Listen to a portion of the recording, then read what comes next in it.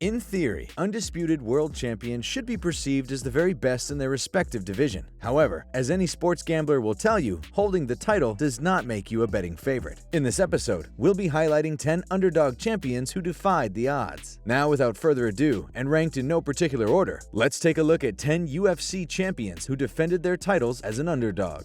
Number 10. Francis Ngannou vs. Cyril.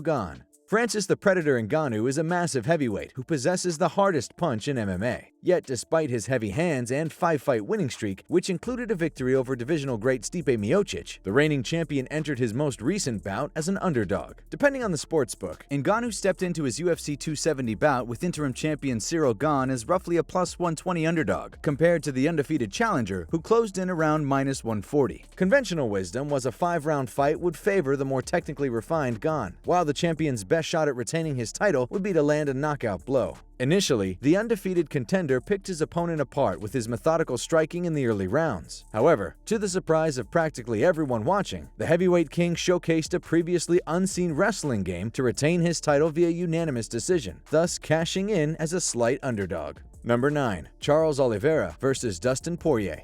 Charles "Do Bronx" Oliveira entered his UFC 269 clash with Dustin Poirier on a 9-fight win streak as the lightweight champion and holding the record for most submissions in the promotion's history. Of course, he also came into the contest as around a plus 115 underdog. The line was partly due to the fact that Poirier was coming off of back-to-back wins over Conor McGregor, two heavily watched contests that received a great deal of media attention. Conversely, Oliveira was coming off of a hard-fought contest with UFC newcomer Michael Chandler, a fight he nearly lost in the first round. However, Oliveira proved to be a great value as the underdog. After a competitive first round, the Brazilian's grappling helped shift the tide in his favor, setting the stage for a third-round submission victory. Number 8. Chris Weidman vs. Anderson Silva 2.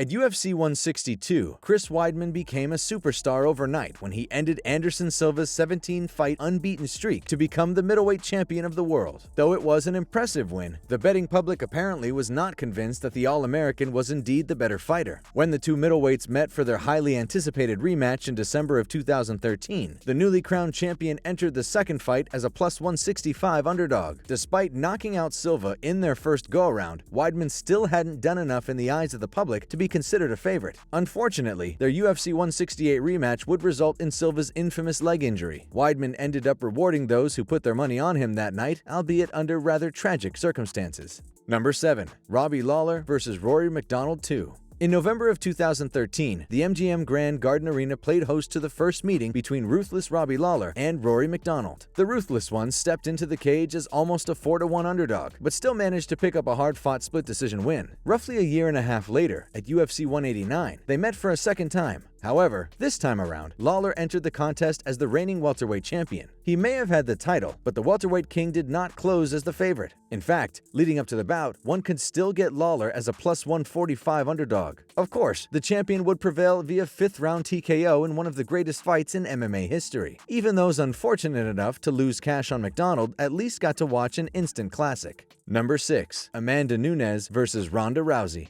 UFC 207 marked a passing of the torch in women's MMA. The famed card featured rowdy Ronda Rousey attempting to regain the bantamweight title from Amanda the Lioness Nunes. In retrospect, it may seem odd, but Nunes was in the neighborhood of a plus 165 underdog when she clashed with the rowdy one in 2016. Leading into the bout, Rousey had only lost one fight in a historic upset, and the Lioness had yet to establish herself as the dominant champion she eventually became. While it wasn't a total shock that the Brazilian emerged victorious, the ease with which she won the fight was a bit surprising. The outcome marked the end of the UFC's first female champion's career and the emergence of the next dominant bantamweight title holder. Number 5. Jan Blachowicz vs. Israel Adesanya. Polish powerhouse Jan Blachowicz had come through as a betting underdog in 2 of his last 3 fights, including his win over Dominic Reyes prior to his championship clash with Israel Adesanya. Still, when it came time for his first light heavyweight title defense, the oddsmakers once again placed a plus in front of his name. Of course, Adesanya was the middleweight champion and sported a perfect 20-0 record. Conversely, Blachowicz had had his share of ups and downs in the octagon before his title run. However, though he was basically a 2-1 underdog, Blachowicz used his size and some well-timed takedowns to hand the last stylebender his first pro loss. The victory further established Blachowicz as one of the more reliable underdogs in recent memory. Number 4. Stipe Miocic Miocic versus Francis Ngannou 1. Everyone's favorite firefighter, Stipe Miocic, is one of the most well-rounded heavyweight champions the UFC has ever seen. That said, despite his many great qualities, it was somewhat understandable why he was a betting underdog when he faced Francis Ngannou for the first time in January of 2018. After all, with punching power akin to being hit by an automobile and a highlight package full of terrifying knockouts, it was initially hard to bet against the Predator. Of course, a plus 151 Miocic avoided early danger and established his wrestling game to retain his championship via unanimous decision. Interestingly enough, when they met for the second time, the Ohio native closed at about a plus 122 underdog. Of course, the outcome was very different, with Ngannou avenging the loss with a brutal second-round KO.